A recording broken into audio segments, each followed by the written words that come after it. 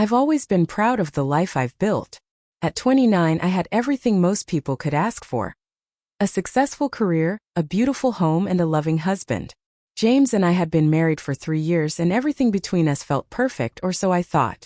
I was a marketing executive at a reputable firm making strides in my field, and James, well, he was the perfect husband. Charming, thoughtful, and attentive, he always made me feel like the center of his world. But lately, something felt off, like a shadow hovering over us. Something I couldn't quite put my finger on. It started small. Little things that seemed insignificant at first. The way James would disappear into his study for hours on end, his phone always face down, his texts taking longer to respond to, or the way he started spending more time with his sister, Nina. First, I didn't think much of it. After all, family was important, right? But soon, I began to notice how often James mentioned Nina, and how he seemed to have become closer to her than to me. It was subtle at first, but over the last few months it became undeniable.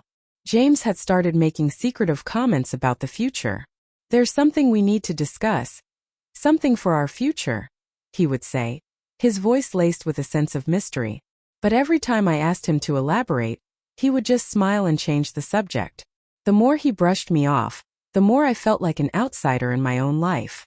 I couldn't shake the feeling that there was something they were keeping from me.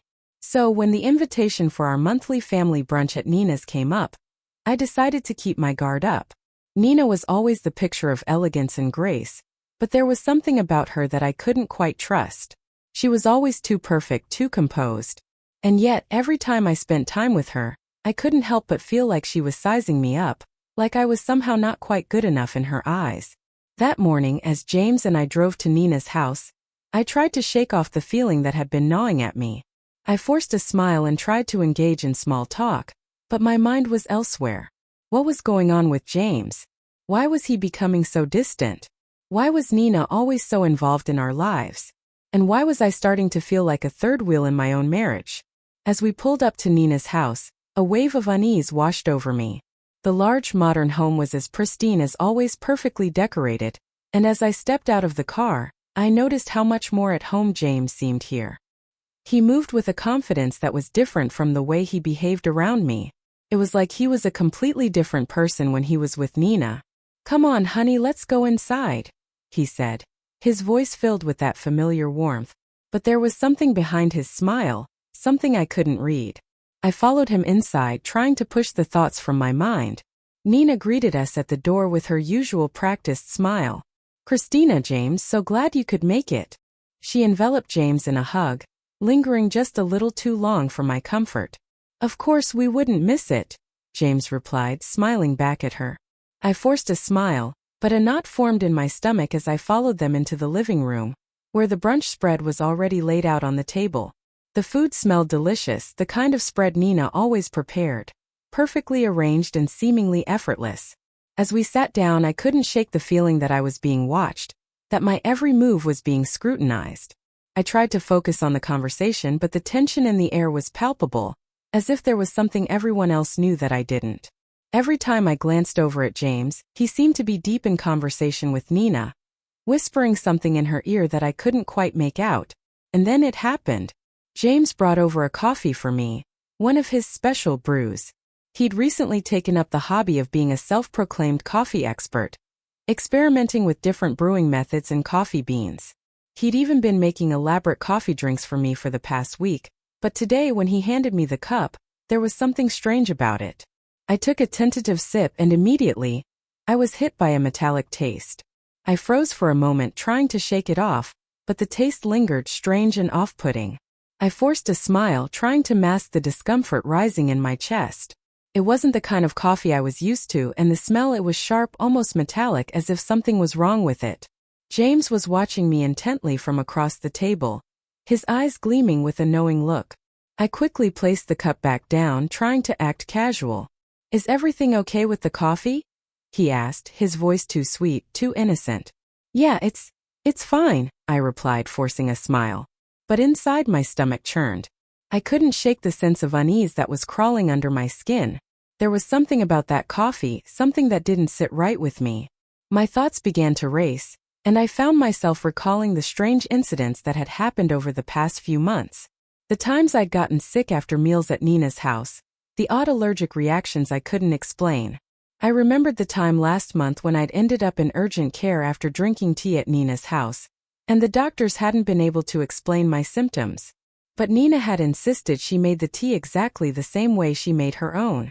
I tried to brush it off at the time, thinking it was just a coincidence, but now as I looked at my cup of coffee, I couldn't help but wonder if there was something more sinister going on. Nina's voice broke through my thoughts. James has really gotten into coffee lately. He's been practicing all these different brewing methods just for you, she said, her tone almost too casual. I looked at her, forcing a smile. How thoughtful, I said, my voice trembling slightly. But inside I felt a growing sense of dread. Why was Nina so eager to talk about James's coffee obsession? It felt like a strange form of validation, like she was trying to convince me of something that didn't make sense. As I sat there pretending to drink the coffee, I couldn't shake the feeling that something was terribly wrong. Every moment felt like a carefully orchestrated act, and I was starting to wonder if I was the only one who didn't know my part in this twisted play. The rest of the brunch passed in a blur, my mind spinning with questions I couldn't answer. What was going on with James and Nina?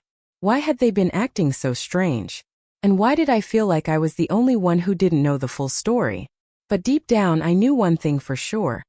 Something was terribly, horribly wrong. And I was going to get to the bottom of it no matter what. As the brunch dragged on, I could feel my unease growing with every passing second. My hand shook slightly as I held the fork, every bite of food tasteless, the conversation a blur of voices that seemed to drone on in the background. James was talking to Nina, his voice carrying a lightness I hadn't heard in months, a closeness between them that stung. I tried to focus on the food in front of me, but my mind kept circling back to that coffee, the metallic taste that lingered long after I had set the cup down, the look in James's eyes when I had taken a sip, and Nina's almost too innocent remarks. I could feel it in my gut. Something was wrong. But what? My head ached as I tried to piece together the puzzle. It wasn't just the coffee, it wasn't just today. No, this had been building for months. I couldn't ignore the subtle signs any longer. I pushed the plate aside, excusing myself from the table, and stood up, feeling the weight of everyone's eyes on me as I made my way to the hallway. The nausea was familiar, a dull ache that crept into my stomach like a whisper of something worse lurking beneath the surface. The same feeling I'd had the night I ended up in urgent care after drinking tea at Nina's house a month ago. I had chalked it up to some bad luck then, just a strange reaction, a coincidence. But now the dots were starting to connect. My trips to the hospital, 3 to be exact, each one after a meal or drink at Nina's house, all came rushing back. The doctors had never been able to explain what was wrong with me, but they all dismissed it as something I ate. Maybe it's an allergy, they'd said. But every time the reaction seemed too extreme, too sudden to just be coincidence. I stopped in the hallway, my hand resting against the wall as I took a deep breath. I needed to figure this out. I needed to understand what was happening, before I found myself once again in the emergency room, with no answers and no one to trust. I couldn't let it happen again. That's when I remembered the cup, the one that James had brought me.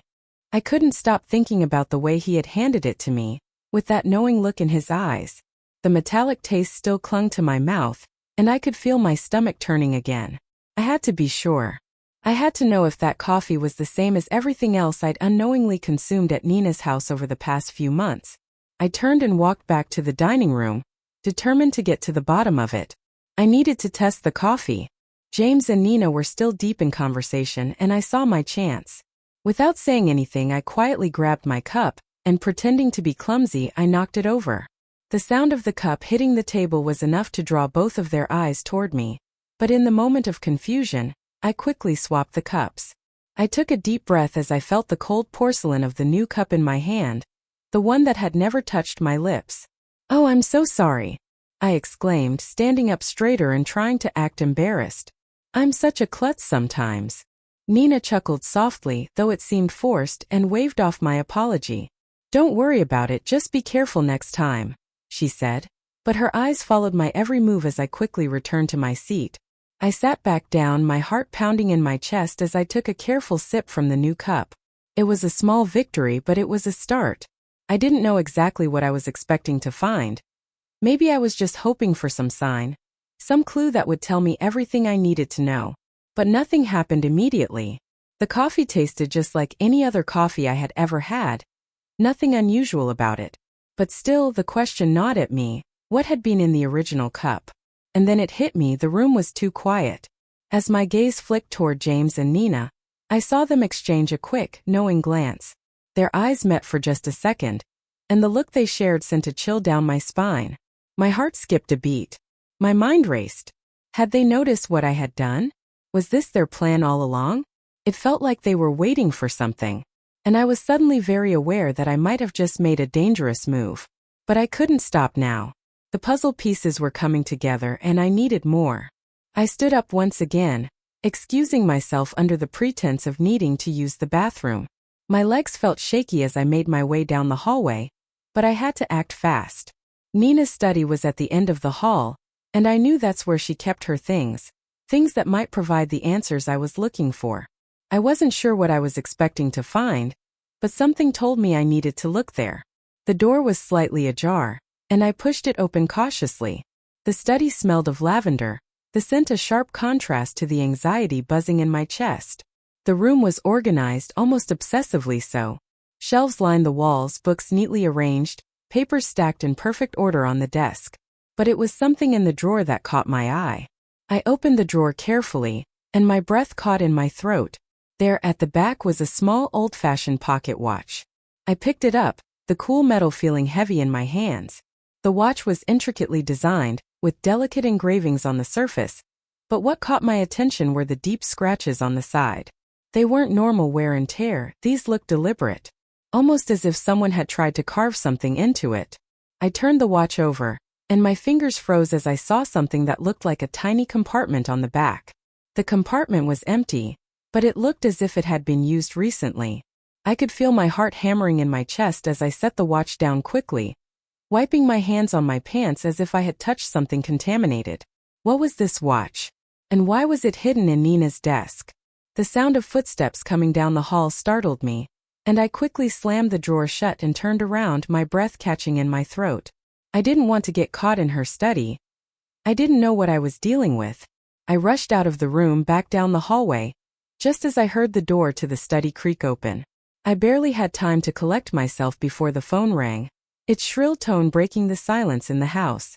My heart skipped a beat as I saw the number on the screen. An unknown number. I didn't want to answer, but something in me told me I had to. I slid my finger across the screen and put the phone to my ear. "Hello," I said, my voice trembling slightly. The voice on the other end was cold, almost robotic, and it made the hairs on the back of my neck stand up. "Be careful, Christina," the voice warned, low and chilling. "You don't know everything you think you do." Before I could respond, the line went dead. I stared at my phone in disbelief. Who was that? And what did they mean by that? I had so many questions that now felt even more urgent. I hadn't even fully processed what I'd found in the study when this call came through. I felt like I was being pulled deeper into something I wasn't prepared for. I was no longer sure who I could trust. The walls were closing in and I was running out of time. I had to be careful. I couldn't let my guard down. Not now. I had no idea what was happening, but I knew one thing for sure. James and Nina were hiding something, and I wasn't going to rest until I figured out what it was. The call had unsettled me. I still couldn't shake the eerie voice on the other end of the line, the words lingering in my mind like a dark cloud. "Be careful, Christina. You don't know everything you think you do." The warning had been so vague, so cryptic, but it felt like the last piece of a puzzle I hadn't even realized I was putting together. My pulse quickened, my thoughts swirling around everything I'd discovered so far. I had to act fast. I had to be sure. After the phone call ended, I stood frozen in the hallway for a moment, my mind racing. Then, almost instinctively, I turned and walked toward the dining room.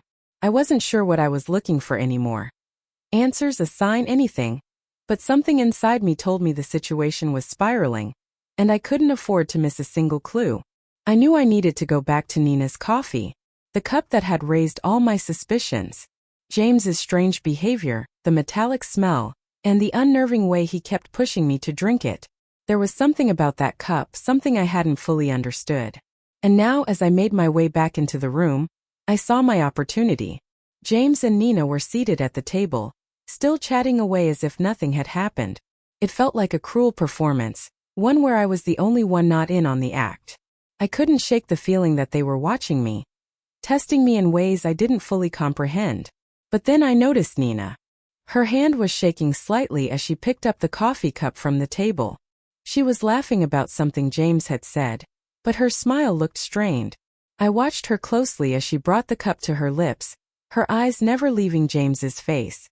For a moment everything seemed to freeze. I had barely finished taking a breath when I saw it.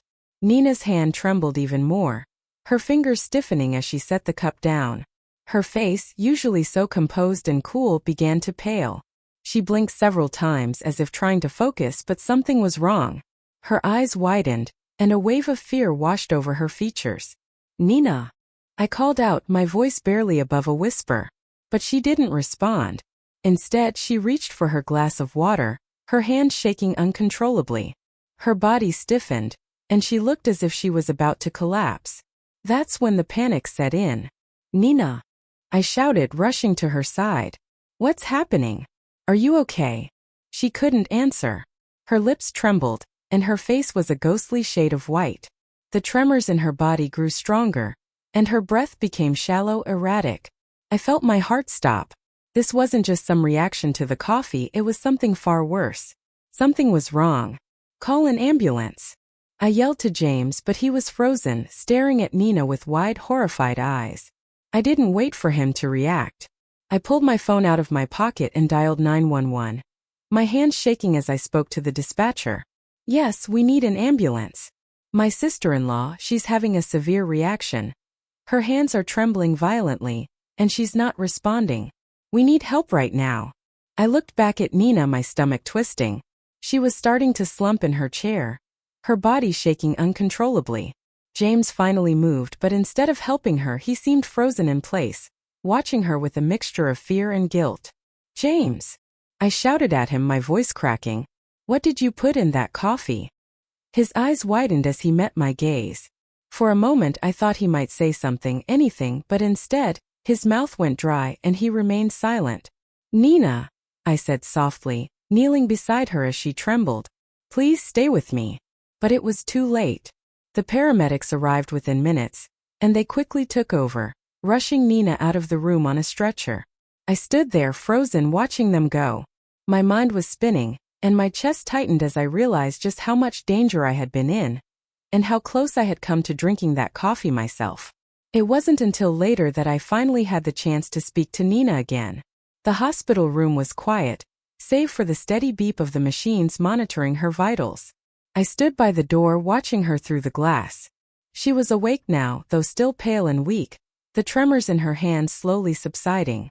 When I entered the room, she looked at me, her eyes filled with an emotion I hadn't seen in a long time, fear. Her usual composure was gone, replaced by something raw and vulnerable. "Christina," she whispered, her voice barely audible. "I never meant for any of this to happen." I pulled up a chair and sat down beside her bed, feeling the weight of her words settle in my chest. "What happened, Nina? What was in that coffee?" Nina closed her eyes for a moment, and when she spoke again, her voice was thick with emotion. "It wasn't supposed to happen this way. I never wanted to hurt you."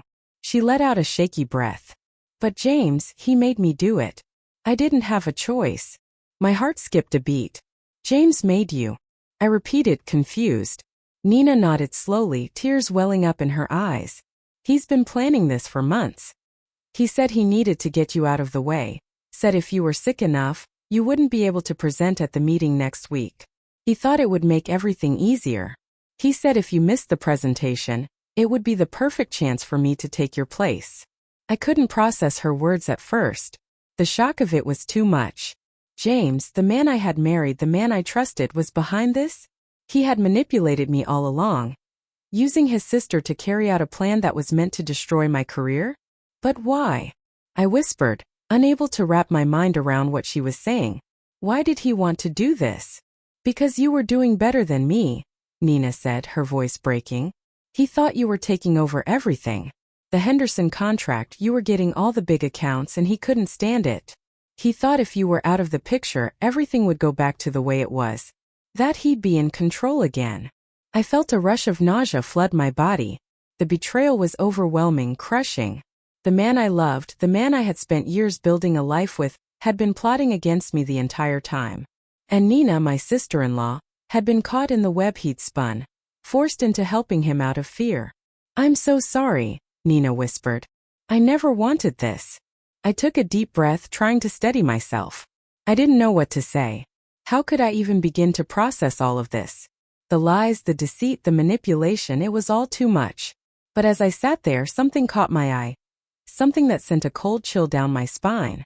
The small, old-fashioned pocket watch I had seen in Nina's study earlier. I hadn't thought much of it at the time, but now in the quiet of the hospital room, I realized that I had to go back to it. I had to understand why it had been hidden away so carefully. I excused myself from Nina's room, my heart heavy with the weight of everything she had just revealed. I walked briskly to the hospital's parking lot, my mind racing with thoughts of the watch. Something told me that this was the key to everything. The watch, the strange scratches, the hidden compartment. It couldn't be a coincidence. When I returned to Nina's study later that day, I knew I had to find out what it meant. I couldn't let this go, not after everything I had learned. I opened the drawer again, carefully retrieving the watch from its hiding place. As I held it in my hands, I could feel the cold metal against my skin, a reminder of the treachery that had been festering behind the scenes. I flipped it over, my fingers trembling as I uncovered the hidden compartment. Inside there was a small piece of paper. I unfolded it carefully, and my eyes scanned the words written in a hurried hand. "The meeting at 7 p.m. Make sure the plan is in place." I froze, the blood draining from my face. The meeting. The plan. This was it. This was the confirmation that James had been working with someone else, someone beyond Nina. And now I had the proof. The truth had finally begun to unravel, but with each revelation, the weight of what I had discovered became heavier. My hands trembled as I walked out of Nina's hospital room. The small piece of paper with its cryptic message clenched tightly in my fist. The watch, the note. Everything was falling into place in a way I hadn't fully anticipated. It wasn't just about the coffee, the illness, or the corporate sabotage anymore. It was bigger. Much bigger. I needed to take action.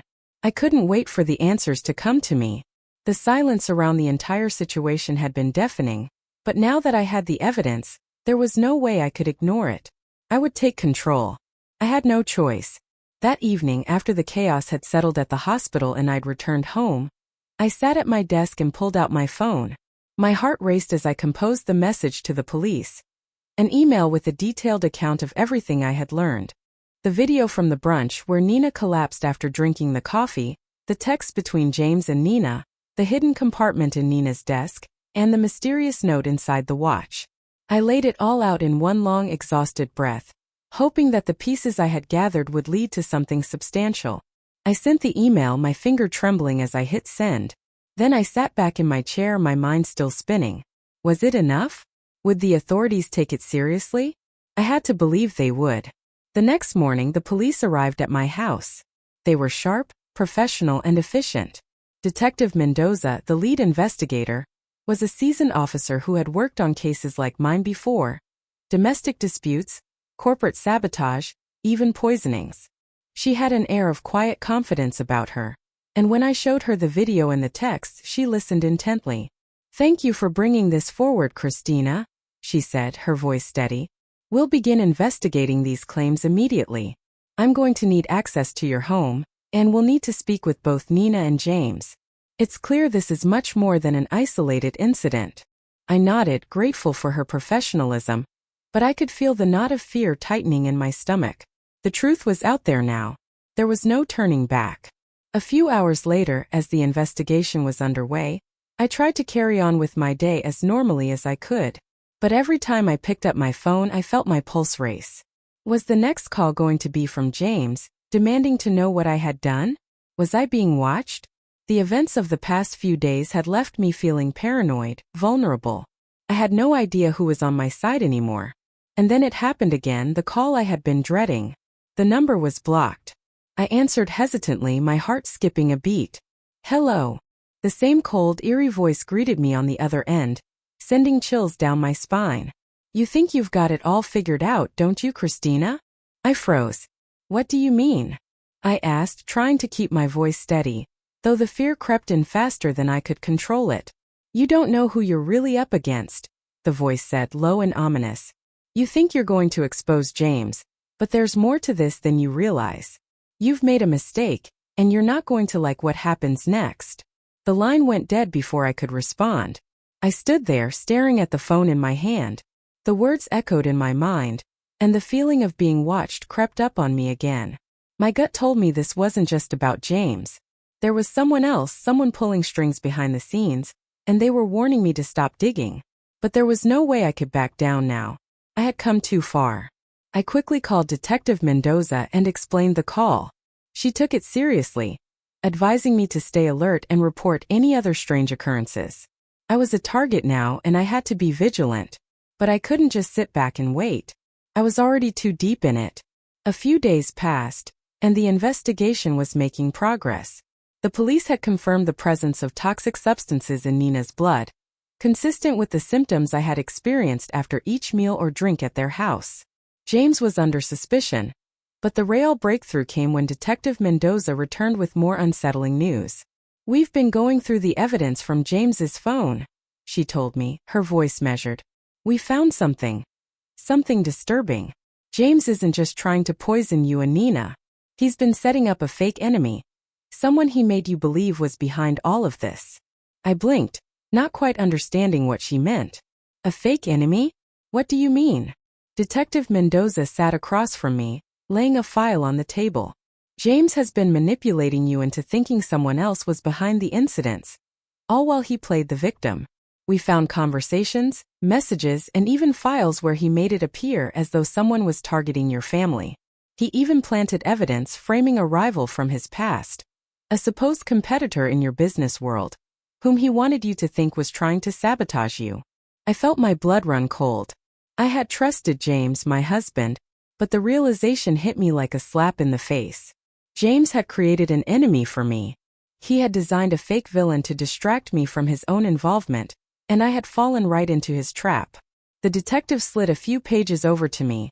Screenshots of text messages between James and this supposed enemy. They were carefully crafted to make it look like someone had been plotting against me, using threats and manipulation. But the more I read, the more I realized what James had done. He had staged this entire thing, making me believe that a shadowy figure was behind all the harm I had suffered. James played you, Christina, Mendoza said softly. He made you think someone was out to get you when it was him all along. This wasn't just a business move. It was personal.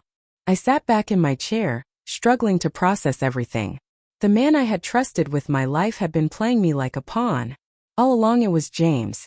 He was the one behind everything, the poisoning, the manipulation, the sabotage.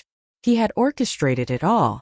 I had been so focused on uncovering the mystery, looking for a culprit beyond my own family, that I had failed to see the one person who was right in front of me. The twist was almost too much to bear. But it was undeniable.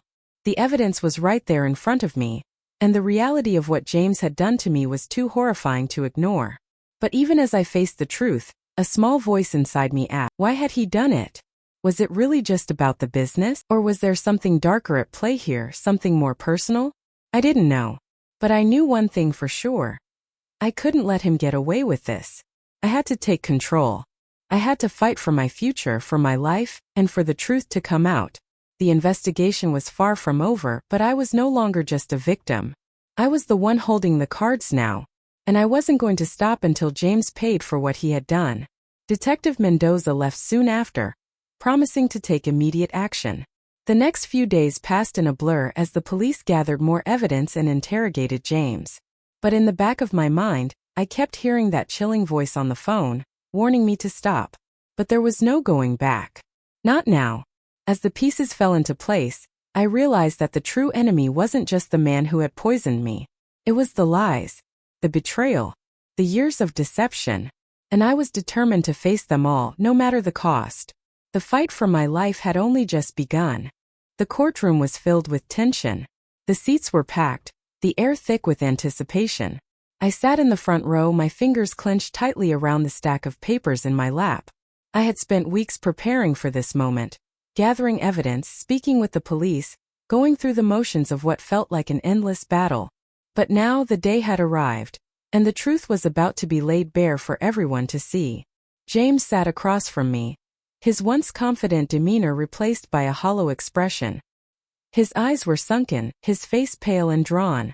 I knew he was regretting everything now, but it didn't matter. The damage had already been done. Nina sat beside him, her usual composure gone, replaced with an air of defeat. She had been so eager to help James, so willing to follow his lead. But today, the weight of the truth was too much for her to bear. She had been manipulated, coerced, and ultimately used as a pawn in his game. And now the world knew everything. The trial was underway, and the prosecution laid out its case. The toxic substances found in Nina's blood were the first pieces of irrefutable evidence. Each vial of poison, each incriminating text message, each manipulated moment, all came to light. The prosecutors methodically presented the evidence against James and Nina, showing the jury the extent of their betrayal. I couldn't help but watch them as the case unfolded. James, who had once been my rock, was now nothing more than a criminal in front of me. The man who had promised to cherish and protect me had conspired to bring me down in the most devastating way possible. But as the evidence piled up, I knew this was the moment I had been waiting for. "Your Honor," the prosecutor said, turning to address the judge, "we have presented clear evidence of premeditated poisoning, corporate sabotage, and a calculated scheme to destroy Mrs. Bennett. The defendants, James Bennett and Nina Anderson, have shown no remorse for their actions. We ask for the maximum penalty for their crimes." James's head was bowed as he listened to the prosecutor's words. There was no fight left in him. The walls had closed in, and the truth had shattered the lies he had spent months constructing. And then it was his turn to speak. I did it," James muttered, his voice barely audible. "I'm guilty. I thought I could fix everything, I thought I could regain control, but I was wrong. I never meant for it to go this far, but I was blinded by my jealousy, by my own fears of losing everything. I thought if I took her down I could have it all back. My career, my life, everything." The courtroom was silent as he spoke. His confession hung in the air, a final admission that confirmed everything I had feared. But even as he spoke, I couldn't bring myself to feel sorry for him. He had taken everything from me, my trust, my peace of mind, my sense of safety. There was no room for sympathy. Nina's testimony was equally devastating. She spoke of the manipulation, of how James had threatened her, using her fears against her. He had promised her that if she helped him, they would both come out on top. He had made her believe that she was doing the right thing, that she was helping him save their future. But she had been just another pawn in his twisted game, and she knew it now. "I was scared," Nina said, her voice cracking. "He made me believe that if I didn't help him, everything we had worked for would fall apart. I thought I was helping. I thought it would be different. But it wasn't." And now, with the jury's verdict looming, both James and Nina had nowhere to hide. The judge rendered his verdict swiftly. "James Bennett, Nina Anderson, you are both found guilty of attempted murder, poisoning, and conspiracy. Your actions have caused immeasurable harm to Mrs. Christina Bennett, and you will face the maximum penalty for your crimes." A wave of relief washed over me, but it was tinged with a deep sadness. I had gotten justice, but it didn't feel like a victory. It felt like an ending. A painful, broken ending to a chapter of my life that had been filled with lies. James had betrayed me in the worst possible way, and Nina, though a victim herself, had been complicit in it all. I stood up slowly, my heart pounding as the reality of the situation settled in. The crowd in the courtroom shifted uneasily, but I didn't care. I had fought for this moment, and now the truth was finally out. The man who had tried to destroy me would pay for what he had done. 1 year later, I stood at the front of a large auditorium, the spotlight on me as I prepared to speak at the Business Leaders Conference in Nashville. The room was filled with the faces of industry leaders, young professionals, and ambitious entrepreneurs. The same faces I had once been afraid to face. But now I was no longer that woman. I wasn't the woman who had been afraid to speak up, the one who had lived in the shadows of a toxic marriage. I was strong, resilient, and unafraid. As I stood at the podium, I looked out over the sea of faces and took a deep breath. The past year had been a journey, a difficult, painful one, but I had come out of it stronger than I could have ever imagined. And today I was going to share that strength with the world. I stand before you today, not just as a business leader, but as a woman who has faced the darkest moments of her life and found a way to rise from them. I began, my voice steady and clear. I've been knocked down, manipulated, and betrayed. But I have learned that it is in our most difficult moments that we find the strength to persevere. Success is not just about talent or about being the smartest person in the room. It's about integrity, about doing what's right even when it's hard, and about surrounding yourself with people who support you, not tear you down. I paused for a moment, letting the words sink in. The room was silent, all eyes on me. Today, I want to remind you all that success is not just about what we achieve. It's about how we get there. It's about building trust, about being true to ourselves, and about facing adversity with grace and courage. And no matter what you face in life, you can rise above it. You have the power to choose how you move forward. There was a hushed silence before the room erupted into applause. It felt surreal standing there, speaking to these people who had no idea what I had been through to get to this point. But I didn't need them to know my story. I just needed them to hear my message. As the conference came to an end, I checked my phone. A new email notification popped up. I opened it quickly, and my heart skipped a beat as I read the message. Dear Christina, we are pleased to inform you that the Henderson account has been renewed for another 3 years. Your proposal was outstanding, and we look forward to continuing our successful partnership with you. Best regards, Henderson Marketing Group. I blinked, not quite believing it at first. This was the moment James and Nina had tried to prevent me from achieving. The contract that they had sabotaged, the deal that they had tried to destroy. And now it was mine. The Henderson account was mine, and I had earned it on my own, without their interference. A wave of triumph washed over me, but it wasn't just about the deal. It was about everything I had overcome, everything I had fought for. I had survived, and I had won. I stood up, walking to the window of my office, looking out over the city. The world felt different now. I was different, stronger, more focused. And no one would ever bring me down again. The past was behind me, and the future was mine to shape. Thanks for watching. Don't forget to like, comment, and subscribe. Hit the bell icon for updates on new videos. See you next time.